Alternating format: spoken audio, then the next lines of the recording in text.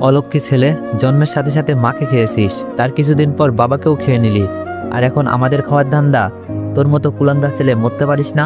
রাস্তাঘাটে এত মানুষ মরে, তুই মরতে পারিস না? রাধিকা বেগম কথাগুলো বলছে আর অনেককে বেল দিয়ে বেদরম ভাবে পিটাচ্ছে।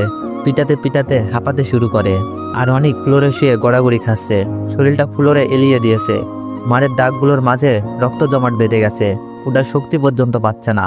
মা, বাবা, তোমরা চলে গেলে আমাকে কেন সাথে নিয়ে গেলে না? তোমাদের ছাড়া তোমাদের অনেক ভালো নেই। চাচিমা প্রতিদিন নানা অজুহাতে আমাকে মারে। মা ও বাবা, আমি সহ্য করতে পারি না, জানো, খুব কষ্ট হয় আমার। তোমরা আমাকে তোমাদের সাথে নিয়ে যাও। রাধিকা বেগম অনেককে এভাবে রেখে চলে যায়। অনেক তার আব্বু আম্মু ছবিগুলো জড়িয়ে ধরে কান্না করতে থাকে। আপনারা হয়তো ভাববেন, একটা ছেলে কেন মেয়েদের মতো মার খেলো, প্রতিবাদী বা কেন করলো না? তাহলে শুনুন, দুনিয়াতে যদি দুইটা ছায়াই একা রেখে চলে যায়, তখন বোঝা যায় দুনিয়া কতটুকু নিকৃষ্ট।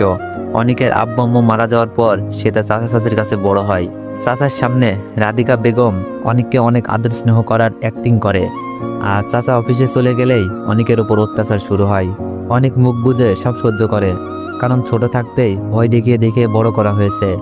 ঘরে রান্না থেকে শুরু করে কাপড় কাচা সহ যাবতীয় কাজ অনেককে দিয়ে করায়। রাধিকা বেগমের একটাই মেয়ে, নাম সাদিয়া। মেয়ে খুব অহংকারী, তবে সে অনেককে অনেক পছন্দ করে। অনেক সাদিয়াকে তেমন পাত্তা দেয় না, টিউশনি করিয়ে নিজেই নিজের খরচ বহন করে।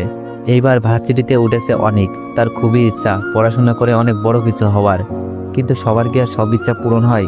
রাত 9:30 ছুঁই ছুঁই অনেক রুমে মরার মতো পড়ে আছে। অনেককে এভাবে বেরমভাবে পিটিয়ে চলে যাওয়ার পর আর এসে দেখেনি ছেলেটা মরে গেছে নাকি জীবিত আছে।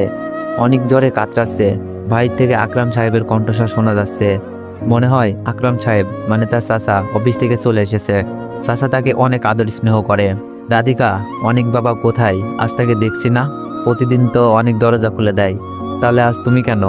অনেক কোথায়? আকরাম সাহেবের কথায় রাধিকা বেগম চুপচে যায়। আমতা আমতা করে বলে, অনেক আজ তাড়াতাড়ি শুয়ে পড়েছে, তার নাকি ঘুম পাচ্ছে, তাই আমি আর না করিনি। আকরাম সাহেব বলল, আচ্ছা ঠিক আছে, বাবা মা মরা ছেলেটাকে কোনো রকম কষ্ট দিও না, দেখে রাখিও।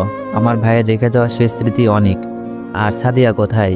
ও, ভুলেই গিয়েছি, আমার নবাবজাদি কন্যা তো সন্ধ্যার সময় দরজা বন্ধ করে ঘুমিয়ে পড়ে। দাও, খাবার দাও, আমিও উঠি, শরীরটা অনেক ক্লান্ত। আকরাম সাহেবের কথায় রাধিকা বেগম খাবার বেড়ে দেন। উনি খাবার খেয়ে রুমে চলে যায়। রাধিকা বেগম হাঁপ ছেড়ে বাঁচে। অনেককে আকরাম সাহেব খুবই আদর স্নেহ করেন। যদি কখনো শুনে রাধিকা বেগম অনেকের উপর এমন টর্চার করে, তাহলে ওনাকে আস্ত রাখবেন না আকরাম সাহেব। রাধিকা বেগমের রুমে চলে যায়। আকরাম সাহেব সকাল 7টায় অফিসের উদ্দেশ্যে বের হয়ে যায়। ফরজের আদান শুনে অনেক আস্তে আস্তে চোখ খুলে বসে।